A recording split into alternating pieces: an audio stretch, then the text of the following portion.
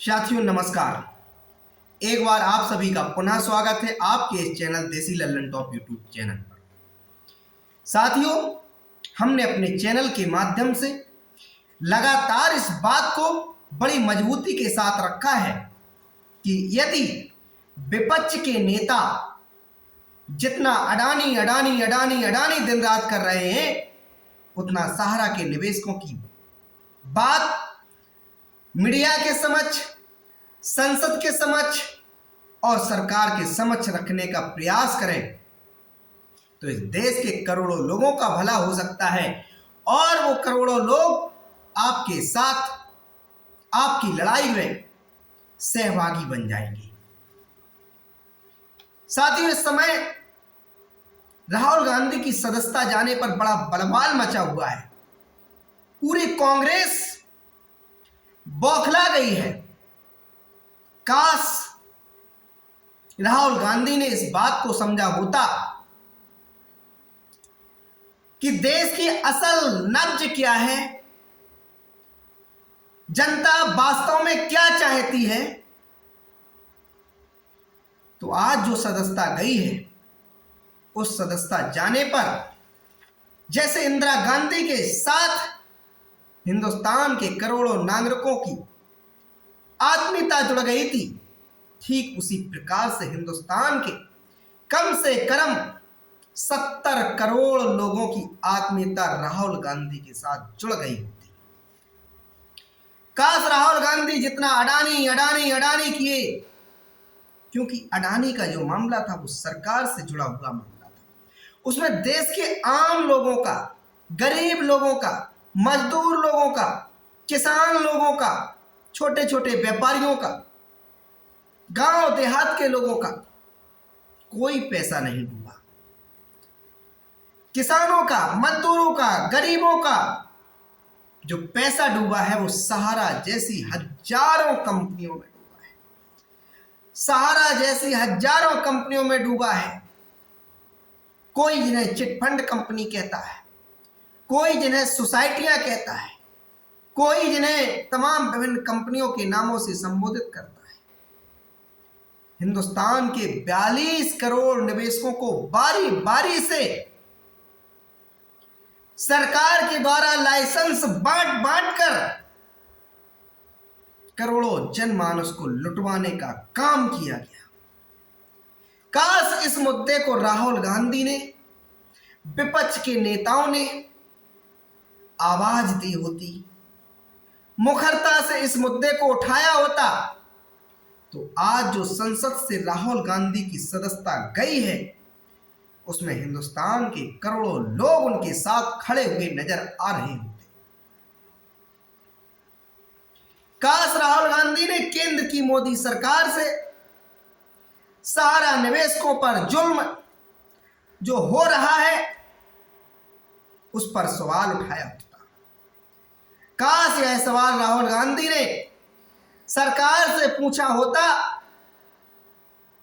तो देश उनके साथ खड़ा होता।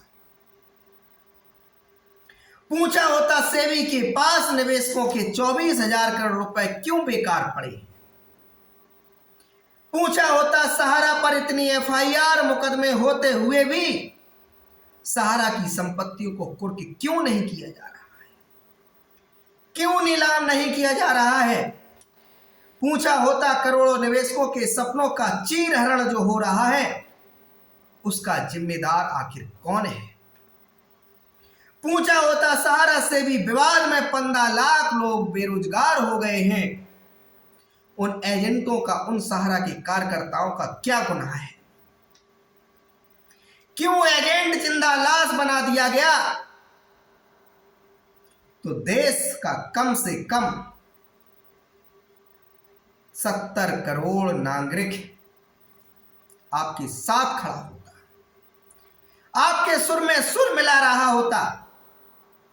मैं कहता हूं राहुल गांधी जी, अभी भी वक्त है, चेत जाइए, आप भी जाग जाइए, जनता की असल नब्ज को, असल परेशानी को समझिए। आज भी देश आपके साथ चलने के लिए तैयार है। उठाइए आप 42 करोड़ उन निवेशकों का मुद्दा जो सैकड़ों कंपनियों में, हजारों कंपनियों में लूटे गए। उठाइए, उठाइए आप सहारा के उन 10 करोड़ निवेशक और 15 लाख एजेंटों का मुद्दा जिसका भुगतान सरकार चाहे तो अगले ही पल से प्रारंभ कर सकती है। आप कह सकते हैं सेबी के पास पड़ा हुआ निवेशकों का पैसा क्या सरकार की मलाई मारने के लिए, सरकार के इस्तेमाल के लिए? आप पूछ सकते हैं 10 वर्षों में सहारा के साथ सेबी का जो विवाद हुआ क्या मिला इस देश को? आप कह सकते हैं कि सहारा के द्वारा जो सेबी के पास जमा कराया गया धन है वो अधिकांशता धन केंद्र में भारतीय जनता पार्टी के आने पर जमा कराया गया है। आप चलिए निवेशकों के मुद्दों को ले चलिए संसद में। आप संसद से बाहर हो गए तो आप सड़क पे उठाइए, लोग आपसे जुड़ते चले जाएंगे। कांग्रेस की शासित राज्यों में, जिन जिन राज्यों में कांग्रेस की सरकारें हैं, क्यों नहीं वो सुप्रीम कोर्ट में जाकर सहारा सेबी के विवाद में पक्षकार बनती हैं? क्यों राज्य के निवेशकों, राज्य की जनता की पीड़ा को सुप्रीम कोर्ट में जाकर बताएं कि हमारे पास सहारा के निवेशकों के द्वारा, सहारा की कंपनियों, सहारा की सोसाइटियों के निवेशकों के द्वारा भुगतान को लेकर समस्याएं आ रही हैं, भुगतान को लेकर शिकायतें आ रही हैं। निवेशकों का सीधा कहना है कि सेबी के पास पड़ा हुआ धन ना सुब्रत राय का है, ना सहारा रियल एस्टेट और सहारा हाउसिंग के निवेशकों का है। ये पैसा हम निवेशकों का ही है। बार बार इस बात को निवेशक चिल्ला चिल्ला के कह रहा है कि 31 अगस्त 2012 में जब माननीय सुप्रीम कोर्ट ने आदेश दिया कि 15% ब्याज सहित सहारा समूह की 2 कंपनियां 24,000 करोड़ रुपए से अधिक सहारा सेबी अकाउंट में जमा कराएं, सेबी के पास जमा कराएं, उसके पूर्व ही सहारा रियल एस्टेट और सहारा हाउसिंग ने अपने सर्टिफिकेट को सहारा क्यूसॉप और सहारा क्रेडिट कोऑपरेटिव सोसाइटियों जैसी सोसाइटियों में ट्रांसफर कर दिया। आखिर सेबी के पास ये निवेशक कैसे जाए भुगतान मांगने, जब सेबी कह देता है कि नहीं, हम केवल सहारा रियल एस्टेट और सहारा हाउसिंग के निवेशकों का भुगतान के लिए जिम्मेदार हैं। मैं कहता हूं यहां सीधा केंद्र की सरकार, मोदी सरकार आपके साथ जुल्म कर रही है। इस जुल्म में लोग तबाह हो जा रहे हैं, रसातल की ओर जा रहे हैं। इस पीड़ा में आप कांग्रेस के नेता, आप लोग विपक्ष के नेता रहनुमा बन जाइए। अगर रहनुमा और हमदम बन गए इन निवेशकों के, तो ये निवेशक आपको सर आंखों पे बिठा लेंगे। आप इन निवेशकों के साथ कम से कम इतना, अगर आप कहते हैं कि नहीं हम केंद्र में आ जाएंगे तब भुगतान देंगे, तो इतना ही कहना प्रारंभ कर दीजिए। निवेशकों की संवेदनाएं आपके साथ हो जाएंगी। आपके जो शासित राज्य हैं, कांग्रेस के शासन वाले राज्य हैं, उन राज्यों के माध्यम से विधिक जितनी भी कठोर कार्रवाइयां बन सकती हों करवाएं, नीलामी प्रक्रिया करवाएं, सहारा की संपत्तियों को कुर्क करवाएं। अभी भी वक्त है, चेत जाइए। मैं अभय देव शुक्ला, मैं मदन लाल आजाद यही दो प्रमुख संगठन इस समय सहारा के निवेशकों की लड़ाई और तमाम अन्य कंपनियों की लड़ाई को लड़ते हुए नजर आ रहे हैं। इन दो संगठनों से मैं अनुरोध करूंगा कि अब बहुत देर हो चुकी है।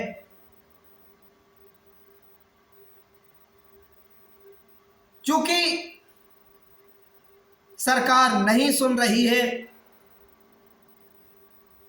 सरकार यह सब जानते हुए भी नहीं सुन रही है कि सहारा के पास इतनी संपत्तियां हैं कि निवेशकों का भुगतान अगले ही पल से प्रारंभ कर दिया जा सकता है।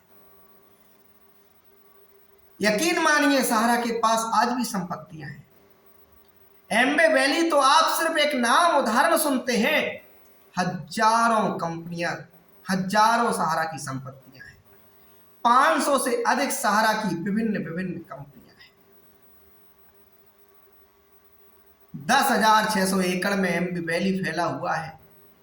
सहारा के होटल्स हैं, सहारा के हॉस्पिटल है, सहारा के पास मीडिया संस्थान है। तमाम लग्जरी सिटियों में लग्जरी जमीन पड़ी हुई है सहारा के पास। इतना सब होते हुए भी एक बहुत बड़ा अमाउंट सरकार के पास सीधा जमा है, 24,000 करोड़ रुपया। इसके बावजूद निवेशकों का पैसा नहीं मिलना, यह अपने आप में सरकार के द्वारा किया गया हजारों करोड़ लोगों के साथ, हजारों करोड़ लोगों का पैसा करोड़ों लोगों के साथ गुनाह है। ये हिंदुस्तान के उन सहारा के 10 करोड़ निवेशकों के साथ अन्याय ही नहीं, शोषण भी है। ये मानवीयता पर प्रहार है। ये लोगों के सपनों पर प्रहार है। लोगों की जिंदगियों का चीरहरण करने का प्रयास जो सेबी ने किया है, भविष्य का गर्त उसको माफ नहीं करेगा। इतिहास में जब भी इस विवाद को लिखा जाएगा तो सिर्फ ये नहीं लिखा जाएगा कि सहारा समूह ने सेबी से अपना लाइसेंस नहीं लिया था, बल्कि रजिस्ट्रार के यहां से लाइसेंस लिया था। यह भी लिखा जाएगा कि सहारा समूह को सिर्फ इस बात की सजा दी गई कि उन्होंने सेबी के साथ पंजीकरण नहीं कराया।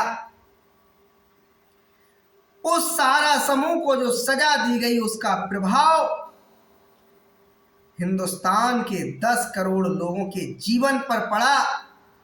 15 लाख लोगों को बेरोजगार कर गया। ये इतिहास इसलिए भी लिखा जाएगा, इन शब्दों में भी लिखा जाएगा। इतिहासकार ये नहीं लिखेंगे कि सुब्रत राय के कारण, सुब्रत राय की नीतियों के कारण सब कुछ तबाह हो गया। इतिहासकार ये भी लिखेंगे कि हिंदुस्तान की एक एजेंसी ने बिना आकलन किए, बिना गहराई को समझे, बिना मामले की गंभीरता को समझे एक पक्षीय आदेश जारी किए, एक पक्षीय निर्णय लिए। यह भी लिखा जाएगा हिंदुस्तान के इतिहास में। लिखा जाएगा कि सरकार सालों तक जांच करती रही। लिखा जाएगा इतनी सारी संपत्तियां होते हुए भी सरकार उस कंपनी के डायरेक्टर को, उस कंपनी के प्रमोटर को, उस कंपनी के प्रबंधन निदेशकों को हिरासत में नहीं ले पाई, जेल नहीं भेज पाई। लिखा जाएगा इतनी सारी संपत्तियां होते हुए भी और सरकार के पास अपार संभावनाएं होते हुए भी सरकार उन संपत्तियों को नहीं खरीद पाई, ये भी लिखा जाएगा। सरकार चाहे तो इन संपत्तियों में अपने शेयर खरीदे, अपने हिस्सेदारी खरीदे और इन संपत्तियों को खरीद करके सारा के निवेशकों का भुगतान कर दे। मामले को जितना पेचीदा बनाने का प्रयास किया गया, इतना मामला पेचीदा है ही नहीं।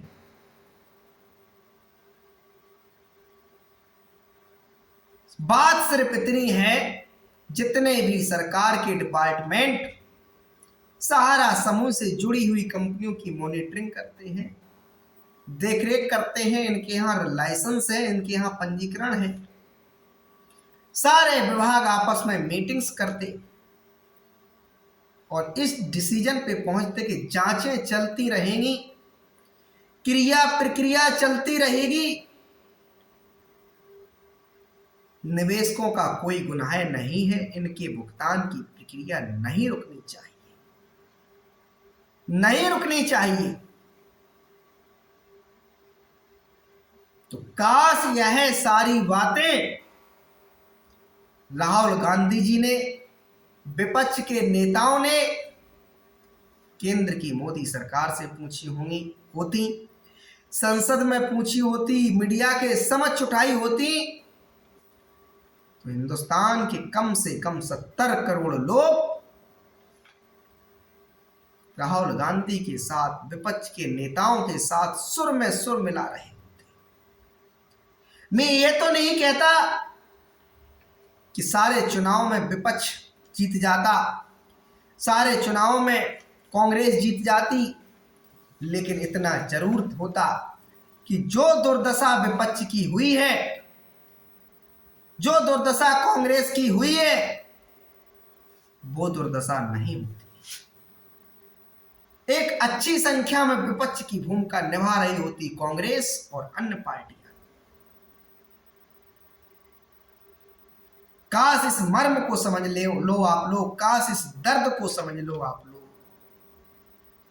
अब सहारा के निवेशकों के साथ एक और पीड़ा है। जो लोग कहते हैं कि सहारा के निवेशक सड़कों पर नहीं निकल रहे हैं, उनके साथ एक और पीड़ा है। उनके साथ पीड़ा यह भी है कि अब जो उन्होंने पैसा मेहनत करके कमाया था, वो सहारा में निवेश हो गया। अब वो जो दिहाड़ी से एक दिन में जो पैसा अर्जित करते हैं, कमाते हैं, मेहनत मजदूरी करके, जो भी प्रयास करके, उससे वो अपने परिवार का खर्चा चलाते हैं। अगर वो सड़कों पर उतर आएंगे तो फिर उनके लिए यह बात बड़ी कठिन हो जाएगी, बड़ी मुश्किल हो जाएगी। अपने परिवार को चलाएंगे या सड़कों पर उतरेंगे। सहारा का निवेशक विपक्ष के नेताओं को वोट तो दे सकता है, सहारा का निवेशक जो सक्रिय लोग हैं वो सड़क पर तो उतर सकते हैं, लेकिन 10 करोड़ लोग जो हैं वो सीधा सड़क पर नहीं उतर सकते। इस बात को मानिए। मैं मदन लाल आजाद और जो अभय देव शुक्ल जो इस समय सहारा के निवेशकों को और अन्य कंपनियों के निवेशकों को राहत पहुंचाने का प्रयास कर रहे हैं, उनसे भी कहना चाहूंगा कि आप लोग जो आपस में लड़ने का प्रयास करते हैं, एक दूसरे पर ब्लेम लगाने का प्रयास करते हैं, उससे अच्छा है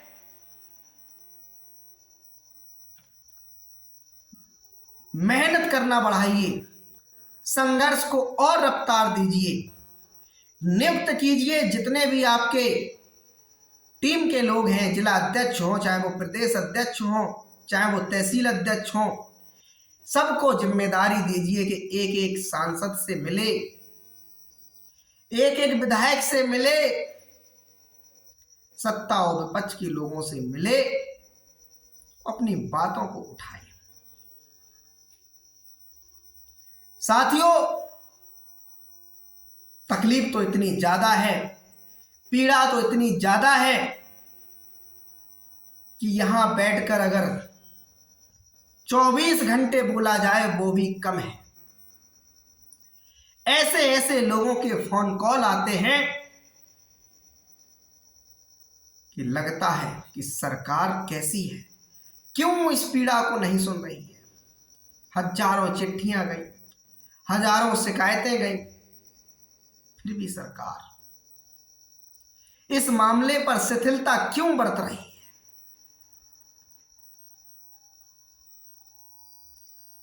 क्या सारी बातें जो सरकार के द्वारा की जाती हैं वो सिर्फ दिखावा है, झूठे सपने हैं? चाहे वो किसान सम्मान निधि की बात कर लें, चाहे वो प्रधानमंत्री आवास की बात कर लें, चाहे वो उज्ज्वला योजना की बात कर लें,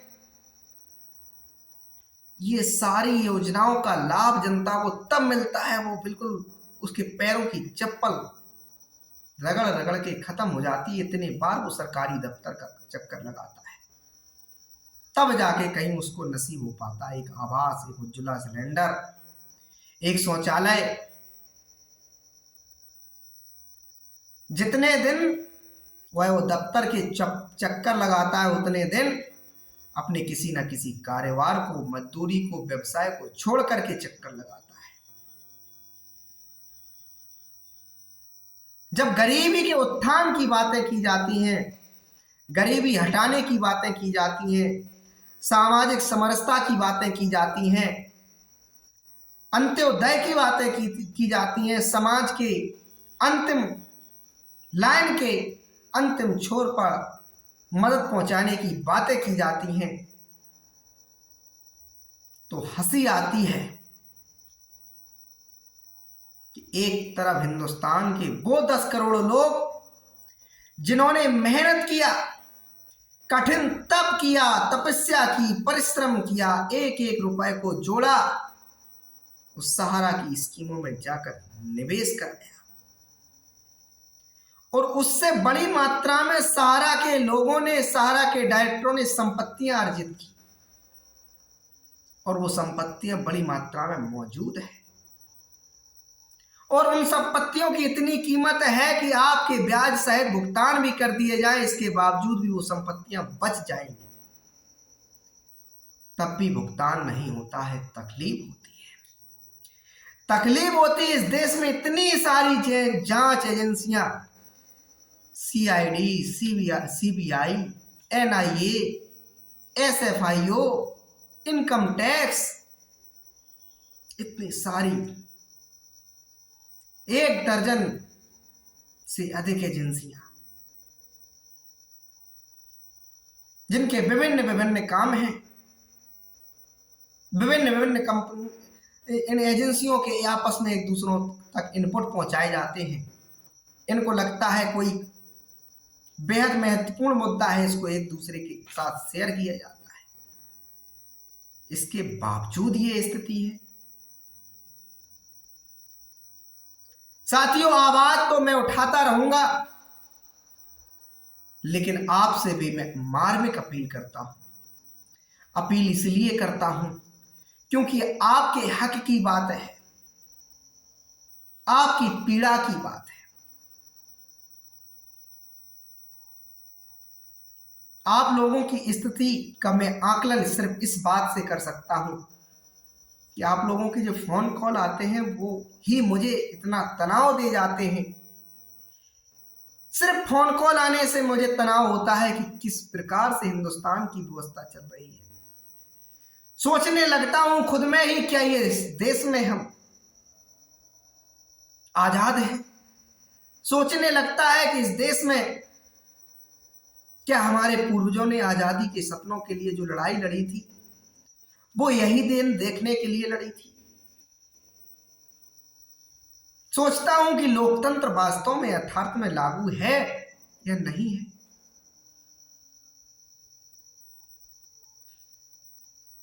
साथियों, वीडियो जरूर लंबा हो जाता है, इसके लिए आप लोगों से मैं माफी मांगना चाहूंगा, लेकिन आपकी आवाज को मैं सरकार तक पहुंचाने का एक जो प्रयास कर रहा हूं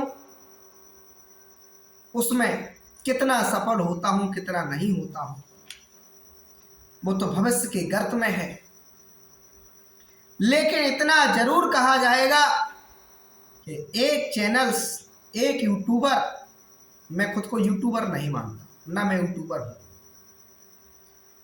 मैं सिर्फ यूट्यूब को सोशल मीडिया का वो प्लेटफॉर्म मानता हूं जिससे अपनी पीड़ा देश के समक्ष, लोगों के समक्ष पहुंचाई जा सकती है।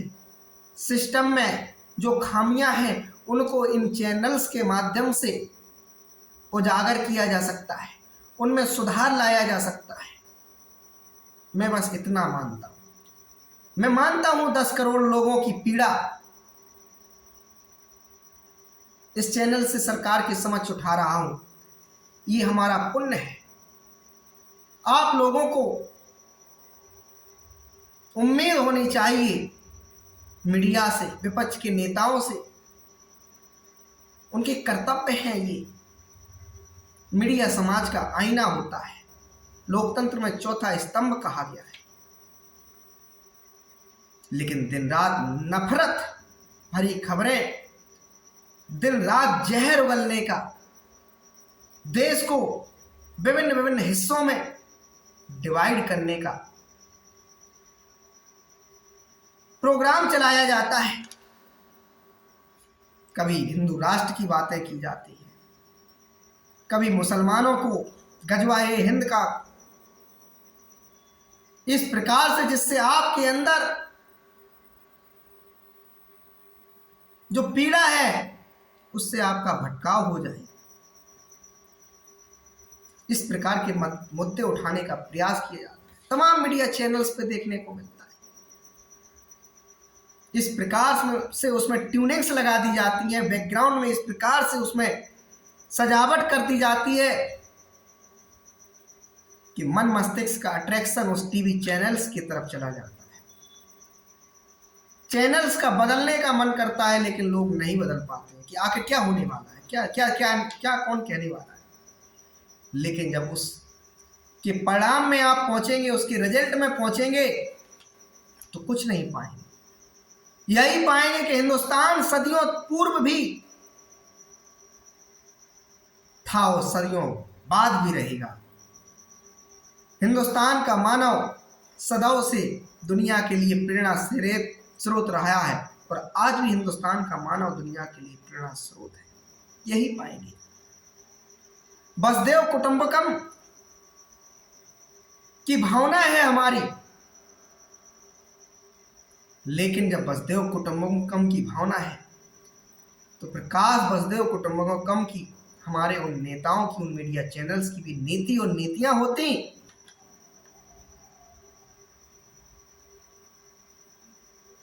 आपकी पीड़ा, आपकी तकलीफ को काश वो उठा रहे होते, काश वो दिखा रहे होते तो आपका मुद्दा निपट गया होता। धन्यवाद यही कहना था कि सत्ता और विपक्ष के नेताओं से कि आप हमारी बात को, हमारी पीड़ा को अगर उठाना प्रारंभ कर देंगे तो निश्चित ही आपके सुरों में और नए सुर जुड़ जाएंगे। तो आपसे भी अनुरोध है कि आप सत्ता और विपक्ष के नेताओं से अपनी बात को, अपनी पीड़ा को उठवाना चाहते हैं तो हमारे इस चैनल्स को तमाम ग्रुपों में शेयर करिए, लाइक करिए और हमें सुझाव दीजिए जिससे आपके भुगतान की प्रक्रिया में सरकार अविलंब निर्णय ले। धन्यवाद यही आशा करता हूं कि आप लोगों के भुगतान मिल आएंगे, हमारा खूबसूरत देश फिर से चल पड़े, क्योंकि 10 करोड़ लोगों का मामला है। तो परिवार में यदि 5 सदस्य होते हैं, एक परिवार के सदस्य को बीमारी हो जाती है, किसी का पैर फ्रैक्चर हो जाता है, किसी को कैंसर हो जाता है तो पूरे परिवार की गति रुक जाती है, पूरे परिवार का विकास रुक जाता है। हिंदुस्तान के 10 करोड़ लोगों की पीड़ा बेहद गंभीर है। तो इससे मैं समझता हूं हिंदुस्तान के लोगों का विकास रुका हुआ है। इस पे चर्चा होनी चाहिए। हर मंच पे, गली पे, हर पान की दुकान पे, मीडिया चैनल्स के न्यूज रूम में इस पे चर्चा होनी चाहिए। धन्यवाद।